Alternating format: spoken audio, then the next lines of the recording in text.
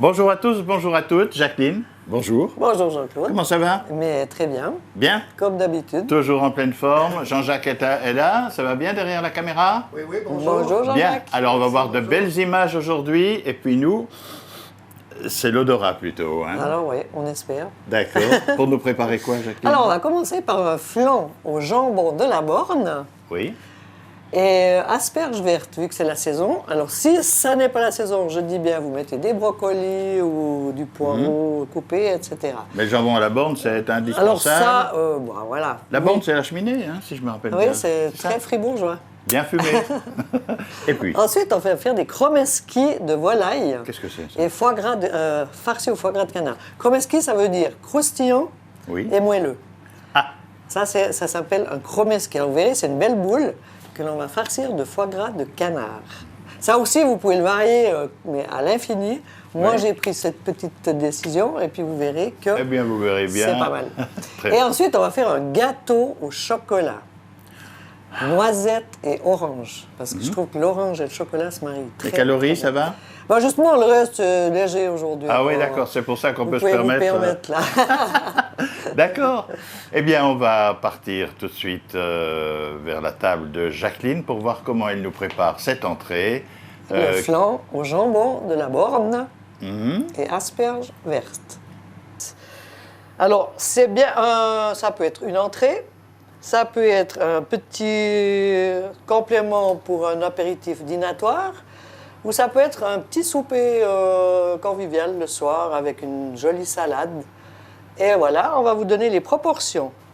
Alors, on a d'abord 3 œufs entiers et plus 3 donc, 3 œufs entiers plus 3 jaunes d'œufs. Hein?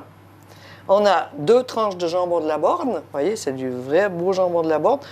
Alors voilà, comme je dis, vous ne le trouverez peut-être pas partout. Si vous n'en avez pas, vous pouvez prendre du jambon cru. Ça donne aussi du goût, c'est un goût différent, mais ça va aussi. Hein? Ou alors du lard fumé, voilà. On y va déjà, nous, avec le jambon de la Borne. On a mis un peu de paprika, un peu de mascarpone, 1 décilitre, hein? 25 g d'amandes effilées, 2 décilitres et demi de crème, 2 décilitres et demi de lait. J'ai déjà cuit les asperges et coupé en tronçons. Hein. Ça, c'est mieux de les cuire avant parce que ça ne va pas cuire longtemps au four. Prendre un peu d'avance. Oui, et puis elles vont rester dures autrement. Donc là, elles sont cuites. Donc c'est des asperges vertes comme ça. Moi, je les ai juste pelées, la petite partie là, et on les coupe en tronçons. Hein. Ensuite, on a sel et poivre. Donc, on n'a pas beaucoup d'ingrédients et c'est une petite entrée qui est très vite faite. Alors, on va y aller. Vous allez tout mélanger dans un saladier. Donc, les 3 œufs entiers avec les 3 jaunes. On va juste déjà les partager un peu. Donc, il faut très peu assaisonner à cause du jambon, hein. Le jambon de la Borne est quand même assez salé et fumé. Hein. On va mettre surtout poivre. Je mets une toute petite pincée de fleur de sel. Un peu de paprika, ça donne aussi une jolie couleur. Hein. Là, on va mettre le mascarpone.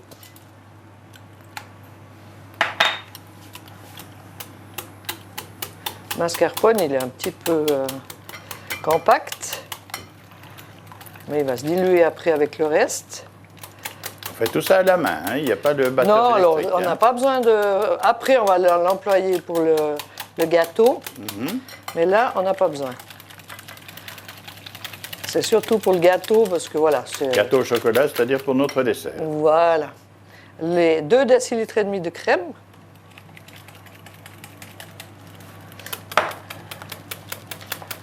On bat tout ça. 2 décilitres et demi de lait.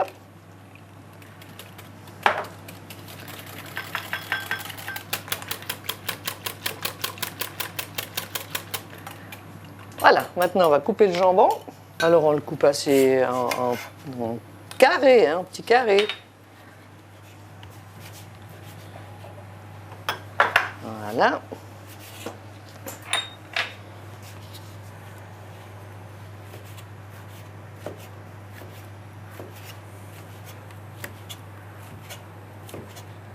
Voilà, le jambon. Et on incorpore directement dans la masse. Donc ça fait un bon flan. Et puis ensuite, on met les asperges vertes. Et voilà. On brasse le tout. Et comme il y a... J'ai pas mis de farine, hein, parce que comme il y a 6 œufs quand même, puis les jaunes, ça va quand même bien coaguler. Normalement, ça ne devrait pas bouger. Et on remplit nos petits ramequins.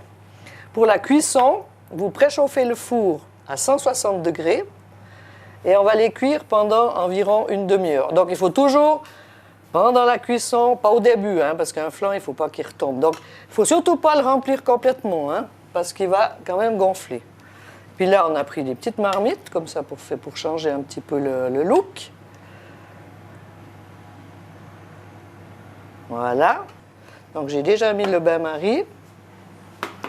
Et on va les enfourner. Donc, j'ai bien beurré les moules, hein, j'ai bien dit. Hein.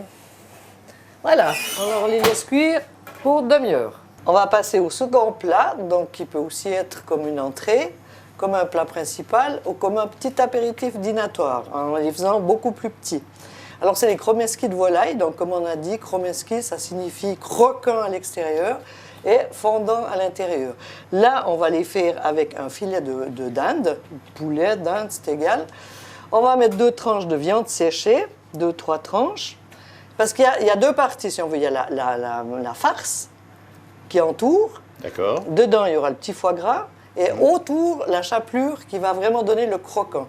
Et voilà. Qu'on va passer à la grande friture. Donc, il faut déjà allumer votre huile. Pas trop chaud au départ, et puis ensuite, on mettra plus chaud. Hein? D'accord. Alors, là, on a une tranche donc, de filet de poulet. Je trouve que ça va bien, parce que ça s'amalgame bien, le poulet, et ça vient bien ferme. Hein? Le poulet, on va le mélanger, cette masse, pour donner un petit goût, parce que le poulet, ça n'a pas beaucoup de goût. On va mettre de la viande séchée avec. Ça, on va mixer hein, tout à l'heure. C'est ce qui va faire notre tour de chromeski. Là, on a une tranche de foie gras de canard qu'on va couper aussi après. On a un petit peu de cannelle, j'aime bien ce petit goût avec le foie gras. Des noix de cajou, là. Des pignons de pain. Donc là, on a environ une cuillère à soupe de chacun. Ça, c'est aussi pour faire le tour, hein, pour faire la chapelure. Ce ne sera pas une chapelure avec du pain, ce sera une chapelure avec des noix de cajou, des pignons de pain et j'ai pris 2 tranches de pain d'épices. Donc, qu'on a laissé sécher un peu. Oui. Et en plus, je l'ai toasté, hein, qu'il soit bien dur, qu'il soit un peu plus sec surtout. Un peu plus sec. Mais ça va donner un petit peu de... Ça va faire tenir notre panure, notre chapelure. Ouais. Un œuf. Et puis là, ensuite, il y aura besoin d'un œuf pour justement badigeonner hein, et la farine. Alors maintenant, on va préparer d'abord notre masse. Et l'œuf, là aussi, c'est pour mélanger avec la masse de poulet. Là, le petit foie gras, on va le couper en cubes. Et c'est ce qui va servir d'intérieur, donc de moelleux, vraiment moelleux, au foie gras, au chromeski. Voilà, le petit foie gras. Des bons dés, hein. Alors, si vous faites des tout petits chromeski, vous mettez aussi des tout plus petits dés de foie gras, hein. Là, on va couper juste un petit peu les tranches, vu qu'on va les passer. Je vais peut-être enlever ça, vu qu'on va faire d'abord avec ça. Voilà, on émince. Puis après, on va le passer à la machine, hein, avec le poulet.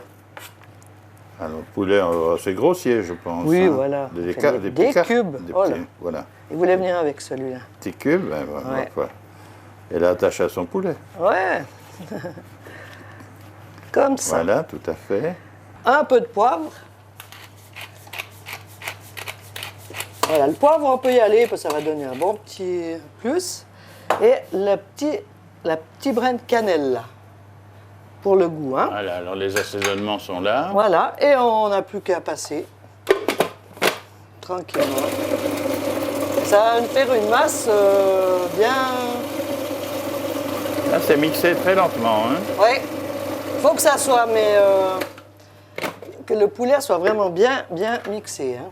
Là, on va remettre un petit peu les tranches qui sont remontées et on remixe un peu. Voilà. On va y mettre juste une petite cuillère de farine une petite cuillère de farine. Voilà.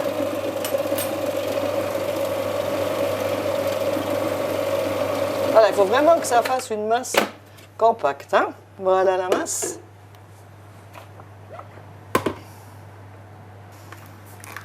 Et voilà la masse. Et maintenant, on va préparer nos chromeski. Mais je vais vous expliquer pour la chapelure encore. Je l'ai déjà préparé, mais je vais vous expliquer. On va aussi passer donc, nos pignons de pain, nos noix de cajou, notre pain d'épices que l'on va couper largement. Hein, et on va tout ça passer dans le même appareil, tout seul, hein, bien sûr, une fois qu'il n'y aura plus rien. Et ça, avec les tranches aussi de viande séchée. Et ça va nous donner la chapelure. Voilà. Et c'est une chapelure qui reste quand même un peu humide. C'est ce qui va permettre de bien coller autour des chromeski. Alors, on a la farine, l'œuf. On l'étale un peu là, dans le milieu de la main. Voilà, on va mettre un beau foie gras. Et on ferme bien, hein, que le foie gras soit bien isolé. C'est bien parce que maintenant on trouve du foie gras toute l'année. Hein. Oui, alors oui. Même Il fut un temps où c'était vraiment réservé aux fêtes. Voilà. Alors là, on le roule et hop, d'abord dans la farine. Ça, c'est la première. Alors on enlève bien, hein, que ça ne se fait pas une couche non plus. Voilà, dans l'œuf. Et alors, comme j'ai dit, vous pouvez faire des chromeski à n'importe quoi. Vous pouvez mettre du fromage au milieu, hein, par exemple. Oui. Et le fromage, il sera fondant après. C'est aussi super pour un petit repas du soir. On peut mettre ce qu'on veut vraiment au milieu. Et là, on remet une couche. Bon, on croit que c'est une recette qui vient de Pologne, de Hongrie. En fait, elle vient de Mancheron, tout simplement. Non, ça existe, les chromeski depuis la nuit des temps. Mais il y a tellement de façons de les préparer. On peut les faire sucrés, on peut les faire salés. Voilà. Puis là, vous voyez, il y a les petits bouts de viande séchée qui vont être agréables aussi à manger. Je n'avais pas compris la viande séchée, ce qu'on en faisait, mais d'accord. Alors, elle est aux deux places. Elle est dans la masse à viande et en plus, là, voilà nos chromeski. Et maintenant, on va les passer à la grande friture. Hein. Oui, il faut les mettre délicatement. Voilà. Quand même, hein. Oui, parce qu'on ne va pas se brûler non plus, c'est pas le but. Là, ils prennent gentiment. Voilà, hein. on se demande quelle sorte de poisson est là-dedans. Hein? En plus, vous pouvez faire aussi avec une masse à poisson. Oui, bien sûr. Tout à fait, un style cabillaud comme ça. Ouais. Ouais. Et puis à l'intérieur, mettre un petit peu de saumon frais. Ça ferait le petit carré de saumon frais, le cabillaud royal autour. C'est le même principe, mais pour plusieurs ingrédients. Mais ça doit être top aussi. Ouais. Alors voilà, vous voyez, ça a déjà pris bien couleur. Et là, on laisse bien 5 minutes pour que le chaud puisse pénétrer. Parce que c'est quand même épais, hein, le chromeski. Donc, que le chaud puisse pénétrer. Et au dernier moment avant de servir, on le replonge. On va faire maintenant le dessert, le gâteau au chocolat, noisettes et orange. 3 œufs entiers, le jus d'une demi-orange, même un petit peu plus là, le zeste aussi d'une demi-orange, le sucre vanillé, le lait, il y a 1 déci et demi. J'ai mis du mascarpone, 1 déci et demi aussi. Là, il y a 125 g de beurre, mais un peu ramolli. Hein. Alors, c'est du gâteau au chocolat. Hein. Et puis, on va mettre un demi-sachet de poudre à lever et du chocolat. Alors, vous pouvez le mettre en poudre si vous voulez. Là, j'ai pris le chocolat noir, donc crémant, et puis je l'ai haché au mixeur. Hein. Je trouve que, voilà, vous avez des gros morceaux un petit peu plus gros, un petit peu plus petits. C'est le petit chic du gâteau. Le pourcentage de chocolat. Alors là, on a 150 g de chocolat, donc ça fait 1,5 plaque de chocolat noir. Et du chocolat noir de quel pourcentage 70%. Ah, d'accord. Ouais. Mais après, il en existe tellement de sortes. Oui, puis il y a aussi 40% et tout, c'est pas grave, quoi. D'accord. On peut même mettre du chocolat au lait, mais voilà, il y aura moins de goût. 300 g de sucre, et puis en farine, 300 g aussi, donc 300. Hein. Et puis en noisettes, là, ça dépend si vous aimez beaucoup les noisettes ou pas. Moi, j'ai mis 75 g. Vous en mettez plus, vous en mettez moins, c'est pas très important. Hein. Mais ça, c'est un bon équilibre, on va dire. Et puis maintenant, on va tout mettre dans le... Là, c'est pas le mixeur, mais c'est le robot qui va faire le travail à notre place. On va déjà mettre les œufs. Donc, j'ai quand même mis la petite pincée de sel dans le sucre, hein, pas oublier. Elle est là. Et le sucre. Et le sucre vanillé en même temps. Hein. Et puis, on va faire juste blanchir un petit peu ça. En même temps, on va ajouter le jus d'orange. Le zeste d'orange. Et ensuite, on va baisser un peu. On va pouvoir mettre le beurre. 125 grammes, ça paraît énorme, mais vous savez, ça fait un gâteau pour 8 personnes hein, quand même. Oui, quand même. Donc, ça ne fait pas beaucoup de beurre par personne. On va le lever pour mettre tout ça. Et puis enfin, c'est un gâteau on tout va de le même. mettre un petit peu en morceaux, hein, c'est plus simple. Vu qu'il ne fait pas chaud, donc il n'a pas vraiment... il n'est pas devenu très pommade. Oui, c'est un gâteau. Hein. Si on n'a pas le plaisir, eh ben voilà. On n'en mange pas. Il faut que ce soit bon. On mettra des plus petites tranches. Voilà le beurre. On va mettre directement le chocolat concassé, moulu, le mascarpone, aussi un déci et demi à peu près. Un déci et demi. On va mettre la farine. On ne se rend pas compte qu'il y a tant de choses dans ces gâteaux Oui, au chocolat. mais vous voyez, le travail, c'est juste de préparer toutes ces petites choses. Après, vous voyez, vous brassez tout ça, vous mettez tout ensemble et c'est fini. Et puis là, un demi-sachet de poudre à lever. Le lait. Et je crois qu'on a tout. On n'a plus qu'à remixer. On attend que ça soit bien homogénéisé. On met dans notre moule à charnière de 24 cm. Oui. Et on passe au four à 180 degrés, four préchauffé, pour environ 1 heure. Là, on va faire un petit peu de bruit.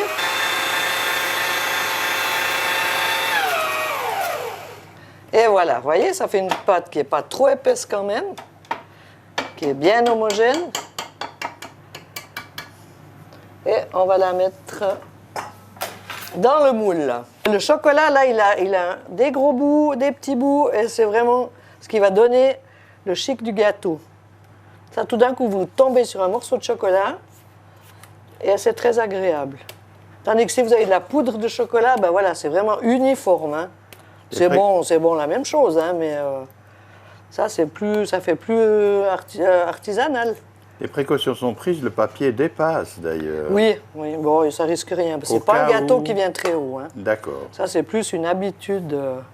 Voilà, alors il faut bien le... Et voilà, au four pour 1 heure. Bien, Jacqueline, aujourd'hui, nous travaillons dans un autre sens, c'est-à-dire que nous avons montré toutes les recettes et maintenant on va montrer la mise en place en quelque sorte, la manière de faire les assiettes dans une simplicité qui va de pair aussi avec la manière dont on peut travailler, voilà. Mais qui n'enlève rien au goût excellent de tout ce que vous avez préparé. Et j'espère. Et voilà, on a sorti nos 2 petits moules du bain-marie qui ont cuit demi-heure. Donc vous voyez, ils sont bien dorés dessus. J'ai oublié de vous dire avant, je vous avais montré les amandes effilées, mais on les met juste avant de les enfourner. Hein. Donc comme ça, les amandes sont rôties aussi. Je vous ai montré les 2 sortes, comme ça, voilà. Je trouve que ça va bien avec une petite salade en entrée, comme je vous ai dit. Ou alors comme repas du soir, là, je vous ai même fait un peu plus grand pour vous montrer qu'on peut faire des rations un peu plus costauds. Voilà, comme ça, c'est un repas pour une bonne personne et là, des jolies petites entrées. Et en ce qui concerne le deuxième plat? Les chromeski de volaille. Alors, on les a repassés, comme je vous ai dit, une deuxième fois à la friture, au dernier moment, avant de servir. Comme ça, l'intérieur est bien moelleux, mais bien chaud. Et simplement, ça fait un petit repas du soir ou aussi une petite entrée. Vous pouvez mettre justement avec les pains d'épices et une petite viande séchée qui rappellera la viande séchée qui est à l'intérieur de la viande et autour de la chapelure. Voilà, on choisit son plat, là c'est une ardoise. Et dedans, on est quand même obligé après de vous montrer l'intérieur, hein, ah oui. Parce que vous avez, voilà, le petit foie gras de canard. Bien. Et il n'a pas trop cuit, comme ça il n'a pas fondu. Il reste superbe, voilà. Alors ça, vous pouvez le présenter comme ça, ce qui est très joli, ou carrément la boule. Les 2 façons. Voilà les chromeski de volaille au foie gras de canard. Et puis Jacqueline, il y a le dessert tout de même. Le gâteau au chocolat, noisette et orange, on l'a démoulé. Donc, sitôt qu'on le sort du four, il faut le laisser bien 5 minutes, il se rétrécit un petit peu. Toujours. Et il va mieux pour démouler. Hein? Puis ensuite, on le laisse refroidir. Comme on approche de la Saint-Valentin, j'ai simplement fait un petit cœur. Oui. Et qu'on va décorer notre petit gâteau. Voilà, comme ça, après, on enlève le petit bout de papier. Voilà. Et puis là, on va le mettre aussi tout le long du... Là. Et on enlève le petit bout de papier. Vous voyez, il n'y a pas besoin d'avoir des gros moyens.